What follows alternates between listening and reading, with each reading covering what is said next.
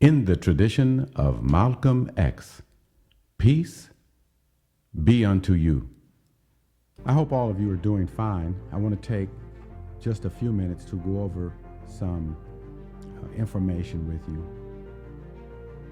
that is from the National Assessment of Educational Progress report submitted in November of 2023. But first, I want to ask you a hypothetical. If you were building a house, if you needed to build a house and get it done so that you can live in a dwelling that was well made, and when you ordered your wood and your plaster and whatever else you need, your nails and tile, everything that came was substandard, below the quality required by your city, your county, or your state. And you'd make another order, and you'd make another order, and you'd just keep ordering and ordering the material, the same material over and over again, but every time it was delivered, it was substandard, and you couldn't use it. You would consequently remain homeless. You certainly would not be able to build your home, to move your family in, to live together as a family.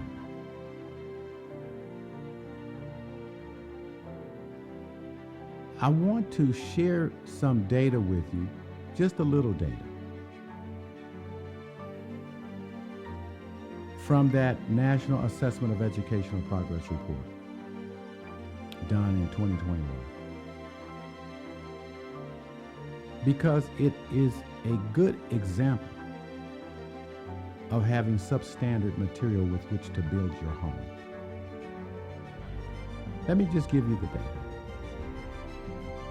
That report found that in the District of Columbia, Washington, D.C., 85% of black children are below proficiency in mathematics. And they found that 87% were below proficiency in reading.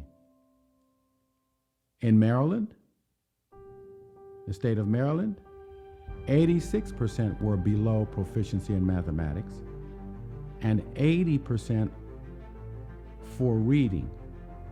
And there's a whole list of states. I'm just going to stop with those two because they're all pretty much about the same in terms of proficiency levels and non-proficiency levels.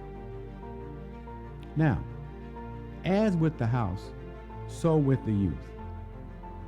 The youth are the material, the people that are used to build and maintain communities, to perpetuate them through time. If you have 87% of your youth who cannot read proficiently and 85% who cannot do basic arithmetic, what kind of future should you expect? You should expect the same kind of future that you would have if you couldn't build a house because the material was substandard. You would not be able to build. And generation after generation after generation, the same holds true with the community that you live in. You're going to get individuals born into your community, who grow up in your community, who lack proficiency in life skills to maintain a community, to form families, and to reproduce offspring to perpetuate that community through time.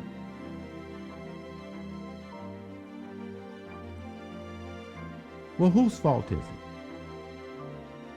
Let's get real. Let's admit something.